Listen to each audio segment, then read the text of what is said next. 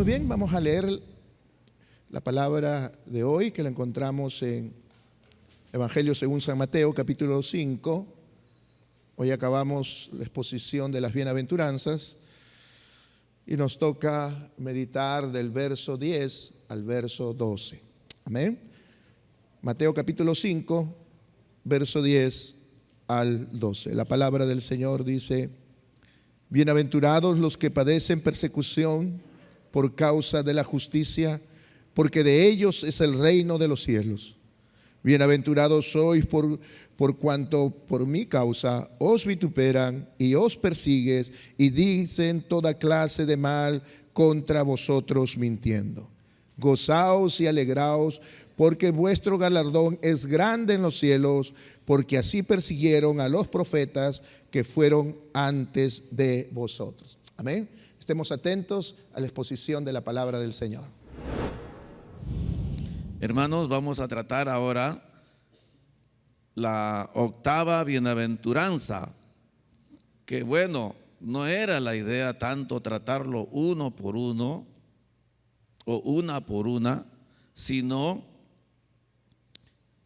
al menos yo lo había agrupado y había planteado un tema, pero las circunstancias se movieron de otra manera y bueno, está bien como se ha enfocado. Hemos tratado de ponerlo en 2 o 3 grupos o paquetes, estas 8 bienaventuranzas, que se puede hacer porque si usted nota, ellas tienen digamos un énfasis muy especial. Las bienaventuranzas tienen una virtud muy especial. Ellas se encargan de mostrarnos el valor de una vida espiritual profunda. Eso es lo que yo había planteado en el tema original: examinar el valor de una vida espiritual profunda. Creo que necesitamos nosotros entender que la espiritualidad se tiene que vivir en niveles profundos. La espiritualidad, aquello que nosotros conocemos, aquello que nosotros vivimos, se tiene que entender en forma seria, se tiene que tomar en forma consciente y se tiene que vivir de forma profunda. No hay otra manera. Esta vida espiritual profunda tiene su punto de partida en el arrepentimiento, que no es otra cosa que reconocer nuestra pobreza espiritual o falta de recursos para cumplir con las demandas de Dios. Eso dicen las bienaventuranzas. La primera, a veces uno lo entiende en forma tan superficial cuando lee la palabra y vivimos de una manera tan superficial porque no entendemos la profundidad de la palabra del Señor y de las demandas del Señor. Muchos realmente no parten en la espiritualidad, no parten, muchos digo, no parten del arrepentimiento. Pero el verdadero arrepentimiento, como se ha descrito, no es otra cosa que reconocer nuestra pobreza espiritual. ¿Qué cosa es pobreza espiritual? Ya se ha dicho, nuestra escasez de recursos para cumplir con las demandas de Dios.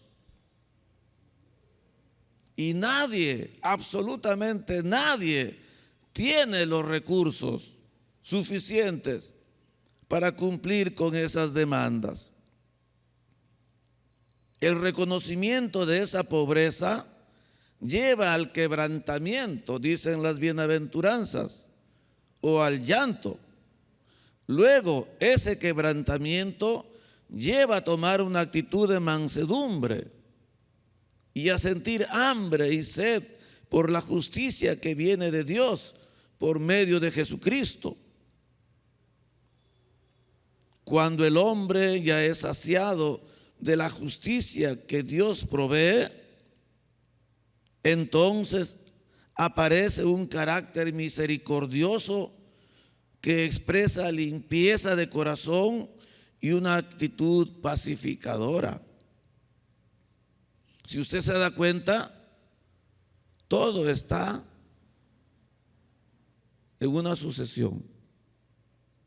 Todo está en un proceso lógico. Todo está como concatenado, como uno tras otro.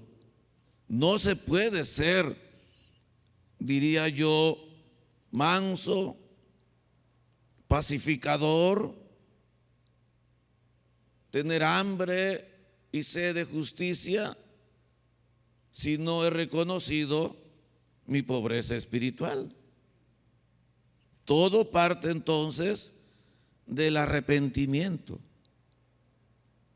del verdadero arrepentimiento. A veces nosotros queremos tener un carácter bonito, misericordioso, pacificador. Queremos tener un carácter que nos impulse a la devoción sin arrepentimiento, sin dejar el pecado. Imposible. Las bienaventuranzas dicen, imposible, Señor. Usted tiene que comenzar reconociendo su pobreza espiritual. Amén. Esta octava bienaventuranza es hermosa. Dice, bienaventurados los que padecen persecución por causa de la justicia, porque de ellos es el reino de los cielos. En primer lugar, esta bienaventuranza que está, como digo, concatenada, amarrada, es sucesión lógica de las otras, habla de padecimiento, habla de persecución, pero habla de persecución por causa de la justicia. De la justicia. Es decir, no estamos hablando de la justicia que conocemos en la tierra. No se vaya a poner usted como Robin Hood, tratando de ser justo, quitándole a los ricos para darle a los pobres, o defendiendo la causa de los huérfanos y las viudas y diga, estoy viviendo y sufriendo por causa de la justicia. No, esta justicia es la justicia divina, es la justicia o aprobación delante de Dios. Es ese hombre cristiano que ya es ciudadano del reino de los cielos, que ya ha sido saciado de la justicia de Dios. Ese es el hombre que alcanzó misericordia, que tiene la promesa de ver a Dios y que ahora es llamado hijo de Dios. Ahora es llamado hijo de Dios, porque Dios lo ha prohijado, lo ha adoptado, lo ha tomado como su hijo. ¿En base a qué? A su arrepentimiento, a su pobreza espiritual, a su quebrantamiento, a su lloro, a su hambre y a su sed de ser santo y agradar a Dios en lo más que puede. Entonces, ese hombre que todavía vive en la tierra, que todavía se codea acá con hombres y mujeres de todo tipo, que está en medio de gente que vive totalmente opuesta a la palabra de Dios, que vive en medio de gente que está bajo el poder del maligno. De hecho, que va a sufrir persecución y va a saber lo que es el padecimiento por querer agradar a Dios y querer vivir para Dios. ¿Está entendido? ¿Está entendido? Gloria al Señor. De hecho que ese hombre, esa mujer, pobre de espíritu, quebrantada por su pecado, hambrienta y sedienta de justicia, transformada por el poder del Espíritu Santo a tomar actitudes de mansedumbre, de paz.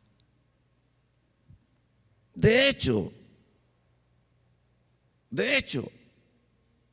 que va a sufrir, va a padecer, la van a perseguir. ¿A causa de qué? De su fe, de su amor al Señor, de su fe inquebrantable, de su fe innegociable, de su profundo deseo de querer agradar a Dios.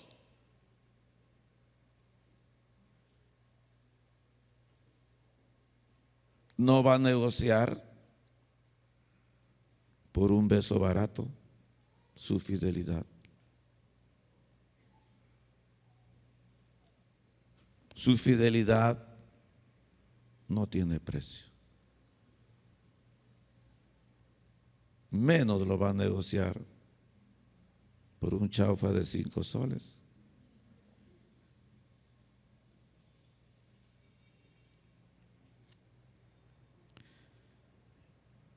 Ese es el sentido de esta bienaventuranza. Esto tiene sentido, ¿verdad? No necesitamos explicarlo. No necesitamos explicarlo. Dios dice que el cristiano, el hombre, la mujer, tocado en su corazón por el poder del Espíritu Santo, que ha visto su pecado y se ha arrepentido, ese hombre tiene hambre y sed de justicia, de querer agradar a Dios. Pero como digo, todavía está en este mundo que está sumido en las tinieblas, cuyos hombres son esclavos del pecado. Es una persona que lucha, que pelea, que sabe que su lucha no es contra sangre ni carne, sino contra huestes espirituales de maldad, contra los príncipes de las tinieblas, contra los gobernadores de las tinieblas, y sabe que su vida está en juego, que poderes espirituales se pelean por él. Uno lo quiere de su bando, el otro también. Pero él sabe de dónde es. Él sabe. Él sabe quién es su padre. Él sabe cuál es su tierra y cuál es su destino. Lo sabe.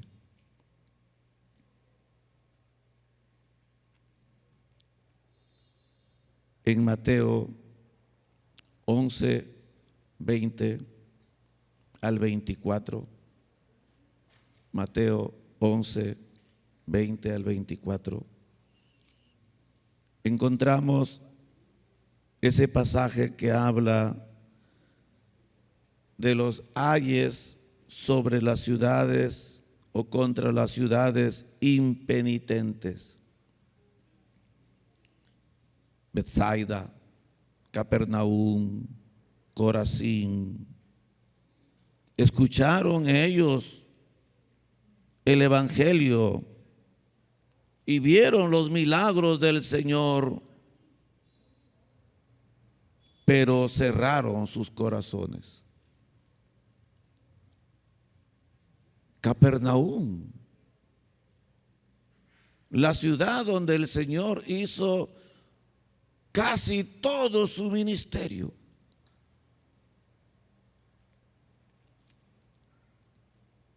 No quiso arrepentirse, ni Betsaida, ni Corazín. En Mateo 12, también un capítulo más adelante, del 38 al 42, encontramos al Señor calificando a su generación con palabras, con dos palabras contundentes. El Señor Jesucristo calificando a su generación. ¿Qué opina Él de su generación? ¿Cómo la llama? La llama mala y adúltera.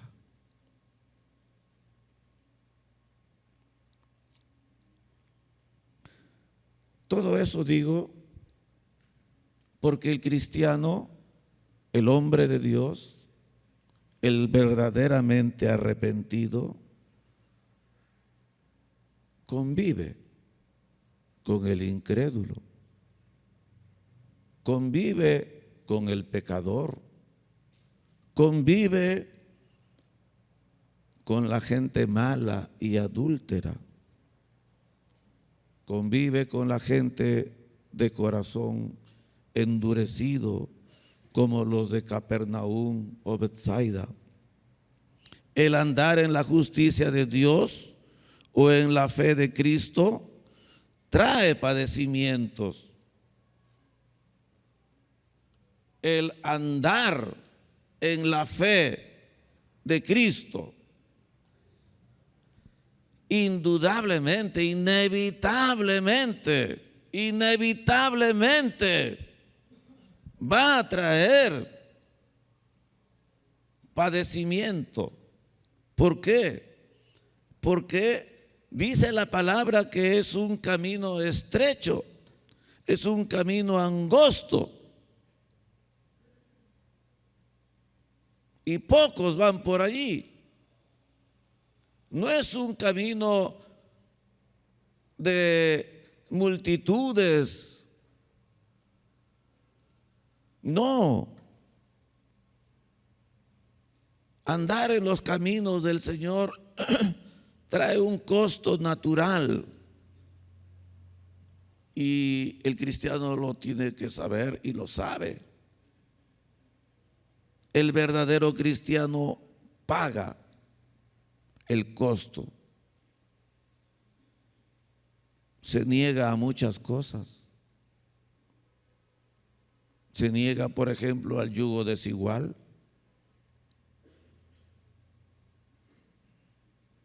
Se niega a negocios que dan mucha plata, pero que te condenan.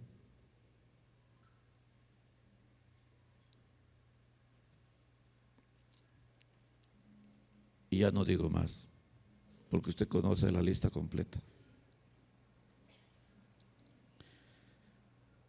Pero el Señor Jesús dice que debemos gozarnos y alegrarnos por los padecimientos que son por causa de la justicia. Así dice la bienaventuranza, ¿no? Dice así: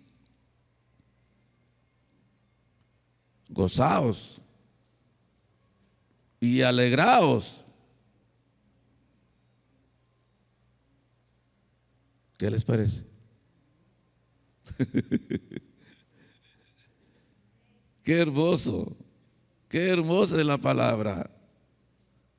Dice: gozaos y alegraos.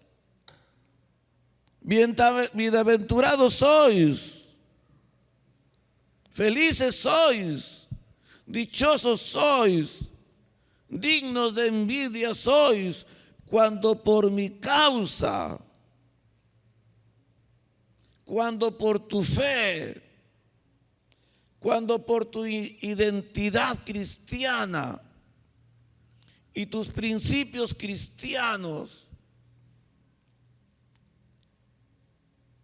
eres vituperado, perseguido, y dicen contra ti toda clase de mentiras. Feliz, dichoso, digno de envidia aquel. Esa persona debe gozarse y debe alegrarse. Y el Señor expone dos razones. Aparte de decirnos que ya somos bienaventurados, felices y dichosos, dice que nos debemos de gozar y alegrar por dos motivos. Y dice así: primero, porque vuestro galardón es grande en los cielos. Amén. Amén. Diga amén, hermano, en venezolano. Naguará. Ni siquiera amén, dice, porque la palabra dice así: gozaos y alegraos, primero, porque vuestro galardón es grande en los cielos. Hermanos, algunos prefieren el galardón aquí y no en los cielos. Pero la palabra dice: alégrate y gózate, porque tu galardón es grande en los cielos. ¿Y cuál es el galardón? Yo le pregunto a usted. ¿Cuál es el galardón? El mismo verso 10 lo dice: ¿Qué dice el verso 10? ¿Qué dice el verso 10? Bienaventurados los que padecen persecución por causa de la justicia. ¿Por qué? Porque de ellos es el reino de los cielos. Y ese es el galardón. Más grande galardón no puede haber. Declararnos ciudadanos del reino de los cielos.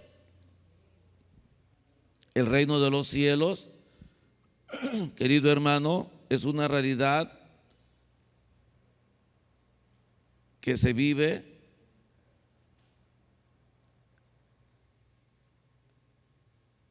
en el presente y en el futuro. Es una realidad presente y una realidad futura. El reino de los cielos. A veces pensamos, oh, el reino de los cielos. Uy, yo quiero aquí, acá tengo hambre. Acá. Bueno, acá también. Lea usted conmigo Mateo 10, del 7 al 10. Mateo 10, del 7 al 10. Hablando del reino de los cielos, acá, como muchos lo queremos, acá lo quiero, acá lo tienes, acá está. Dice la palabra, Mateo 10, del 7 al 10, dice, cuando el Señor le da la misión a los 12, les dice, y yendo predican diciendo, ¿qué dice? El reino de los cielos se ha acercado. ¿Y qué más dice? Sanen enfermos, limpien leprosos, resuciten muertos, echen fuera los demonios. De gracia recibiste y den de gracia. No te proveas de oro, ni de plata, ni de cobre, ni de alforja para el camino, ni de 2 túnicas, ni de calzado, ni de bordón. ¿Por qué? ¿Por qué? ¿Por qué? Porque el obrero es digno de su alimento. ¿Y quién da el alimento? ¿Quién paga? ¿Quién provee? Dios. El reino de los cielos está aquí. El poder transformador, el poder salvador está aquí, listo para sanarte, limpiarte, liberarte de tus demonios y también hasta resucitarte.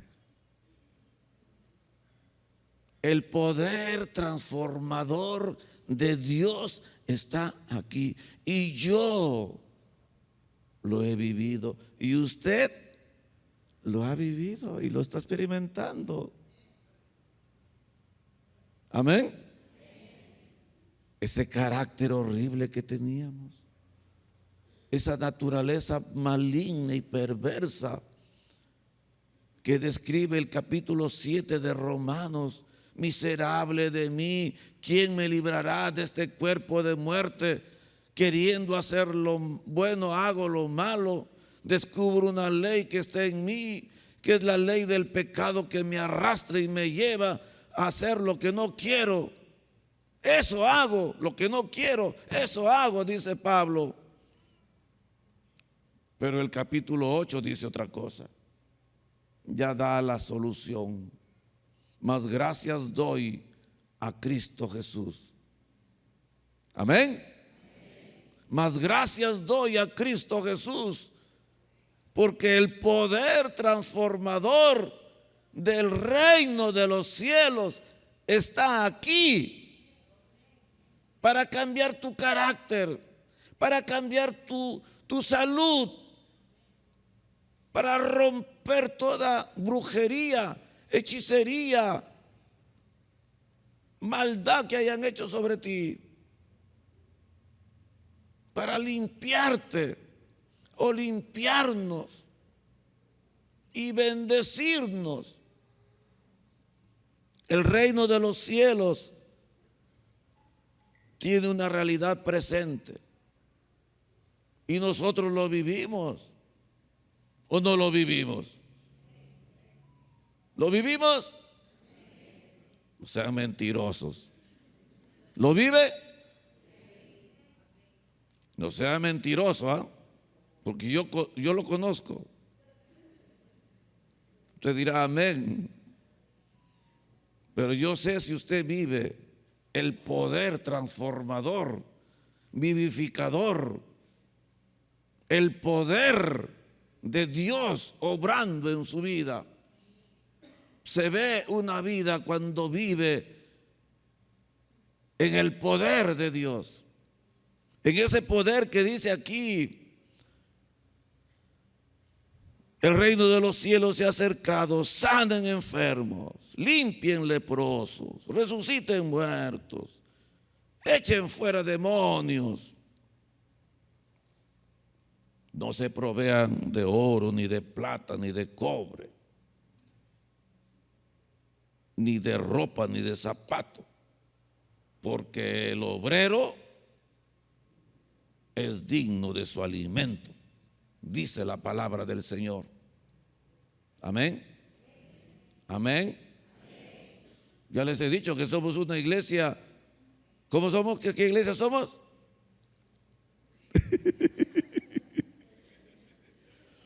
Llena del Espíritu Santo, llena del fuego de Dios. Y si hubiera gente llena del Espíritu Santo, llena del fuego de Dios, aquí se sentiría fuego. No estarían apachúrrame, no. Estarían abrigaditos, quemando, estarían ustedes en el fuego del Señor. Pero hemos dicho que el reino de los cielos también tiene una realidad futura. Presente está claro, ¿verdad? Presente está claro. Amén. Ok. Pero también tiene una realidad futura. Y me encanta leer este pasaje de Apocalipsis, capítulo 19. Apocalipsis 19, del 11 al 16, dice: entonces vi el cielo abierto, y he aquí un caballo blanco, y el que lo montaba se llamaba Fiel y Verdadero, y con justicia juzga y pelea.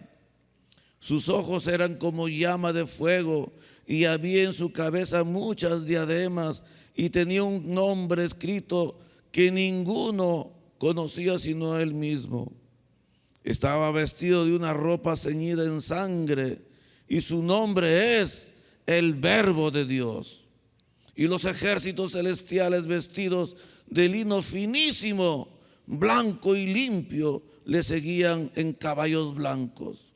De su boca sale una espada aguda para herir con ella a las naciones, y él la regirá con vara de hierro, y él pisa el lagar del vino del furor y de la ira del Dios Todopoderoso. Y en su vestidura y en su muslo tiene escrito este nombre: Rey de Reyes y Señor de Señores. Ahora el 20, del 1 al 4. Vi un ángel que descendía del cielo con la llave del abismo y una gran cadena en la mano, y prendió al dragón, la serpiente antigua, que es el diablo y Satanás, y lo ató por 1000 años, y lo arrojó al abismo y lo encerró, y puso su sello sobre él para que no engañase más a las naciones hasta que fuesen cumplidos 1000 años. Y después de esto debe ser desatado por un poco de tiempo. Y vi tronos y se sentaron sobre ellos los que recibieron facultad de juzgar. Y vi las almas de los decapitados por causa del testimonio de Jesús y por la palabra de Dios, los que no habían adorado a la bestia ni a su imagen, y que no recibieron la marca en sus frentes ni en sus manos, y vivieron y reinaron con Cristo 1000 años, dice la palabra del Señor. ¿Eso ya lo vivimos o lo vamos a vivir? Es futuro. Es futuro. Esa es la esperanza del corazón de todo cristiano. El primer motivo entonces que dice el Señor que nosotros debemos gozarnos y alegrarnos por los padecimientos por causa de la justicia es porque tenemos un hermoso galardón. Grande es nuestro galardón en los cielos. Si tú aprendes a sufrir, a padecer por causa de tu fe, por causa de tu convicción cristiana, si no estás vendiendo tu fe por un beso barato, como digo, sino que te has plantado en la fe de Cristo y sabes que lo que importa es lo que Dios piensa de ti. Eso es hermoso. El segundo motivo por el cual el Señor dice que debemos gozarnos y alegrarnos, dice, porque así persiguieron a los profetas que fueron antes de vosotros. Dos motivos da para gozarnos y alegrarnos. El primero es porque grande es nuestro galardón en los cielos. Amén. El segundo es porque así persiguieron a los profetas que fueron antes de nosotros. Solamente, hermanos, voy a mencionar 3 profetas que fueron antes de nosotros y que realmente como ciudadanos del reino de los cielos nos indican que eso es inevitable muchas veces, sufrir por causa de tu fe. Ahora pregúntate también, no estoy terminando, sino pregúntate, ¿estás sufriendo, padeciendo por causa de tu fe? ¿O tu fe es tan barata que pasas desapercibido? Cuando la Biblia dice, porque así persiguieron a los profetas, está diciendo, así persiguen a los verdaderos cristianos, a los verdaderos, a los verdaderos. Elías, el primero que voy a mencionar, el profeta Elías fue el gran profeta de Israel. Profetizó en el momento de mayor decadencia espiritual del pueblo de Dios. Elías fue levantado en el peor momento espiritual del pueblo de Dios. Cuando había un rey llamado Acab y una mujer como Jezabel. Su nombre Elías significa Jehová es Dios. Y ya su nombre marcaba su destino. Tenía que demostrar a un pueblo creyente pero paganizado que Jehová era Dios.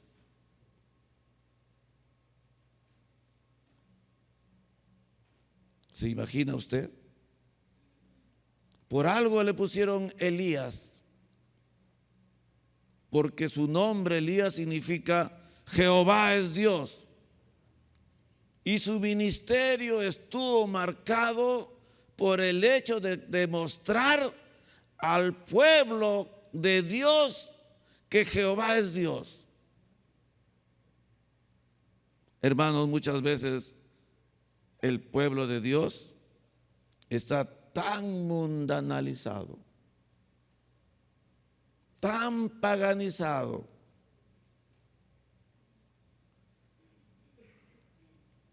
que hay que volverlo a llamar al arrepentimiento. De las 7 iglesias del Apocalipsis capítulo 2 y 3, de las 7 iglesias, a 5 se le dicen arrepiéntete, arrepiente.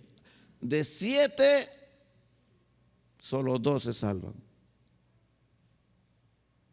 Y yo me temo que ese porcentaje está en la iglesia. De cada 7 creyentes, solo 2. La Biblia lo dice. Apocalipsis 2 y 3, en los mensajes a las 7 iglesias, de 7 iglesias, a 5 se le dice arrepiéntete, arrepiéntete. Solo Esmirna y Filadelfia se salvan. Y yo me temo que eso pasa en la iglesia, porque hay cada pagano en la iglesia, hay cada mundano, hay cada adúltero y fornicario,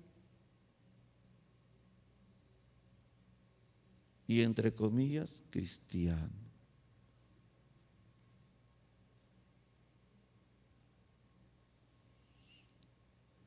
Elías tenía que demostrarle al pueblo de Dios que Jehová era Dios. El segundo, Jeremías.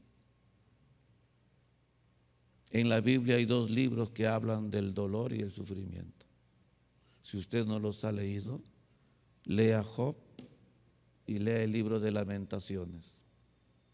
El libro de Lamentaciones lo escribió Jeremías, y su ministerio fue denunciar el pecado del pueblo, y tuvo el valor de denunciar a los falsos profetas que predicaban mentiras y encubrían el pecado del pueblo. Qué bonito es predicar para el oído, para que usted se vaya contento, feliz y con ganas de hacerse millonario y de comprarse el carro último modelo o tener la casa más linda y ser próspero. Pero hermano, en una iglesia se habla de pecado y de arrepentimiento. Amén. Amén. Y Jeremías era así, directo, sarcástico. No encubría la mentira ni encubría el pecado. ¿Qué le costó? Padecimientos y persecución.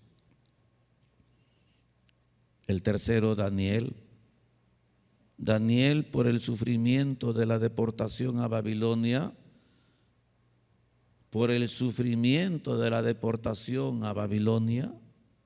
sacó ese corazón lleno de fidelidad para Dios en medio de una sociedad idólatra. Dice el libro de Daniel que Daniel propuso en su corazón, ¿qué cosa? ¿Qué cosa? No contaminarse, no contaminarse. Que él vivía en el cielo. él vivía con los ángeles. No, vivía en Babilonia. Y Babilonia es la cuna de todas las atrocidades que nosotros conocemos. Cuna de la idolatría y cuna de toda herejía que se conoce hoy día.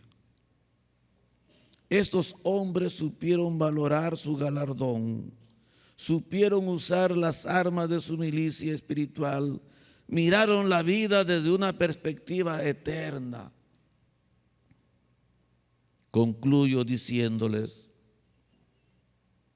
nos hacemos partícipes de este carácter santo cuando por causa de la justicia y por causa de la fe en Cristo somos perseguidos y somos vituperados. Dice la palabra, gozaos y alegraos. Dichoso tú, dichoso tú, feliz tú, digno de envidia tú, que por causa de tu fe y tu amor al Señor sufres y eres perseguido. Es tiempo de evaluar la fe que tenemos. Los fieles sufren oposición. La gente infiel se mimetiza y pasa desapercibida.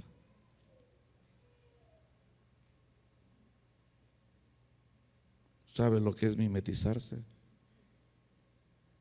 Usted ha visto que hay serpientes que parecen una hoja seca en el piso y usted pisa a la serpiente pensando que es una hoja. Se ha mimetizado, se ha hecho del mismo color. Y hay creyentes que han tomado el color del pecado, del mundo, de la infidelidad.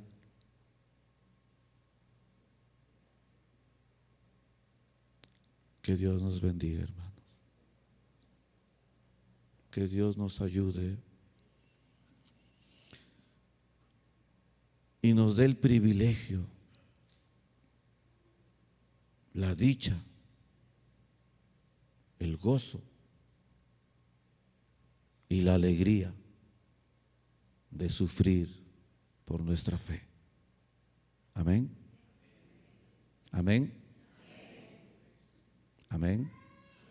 Gloria al Señor, hermano. Que Dios le bendiga y que esta palabra usted la guarde en su corazón.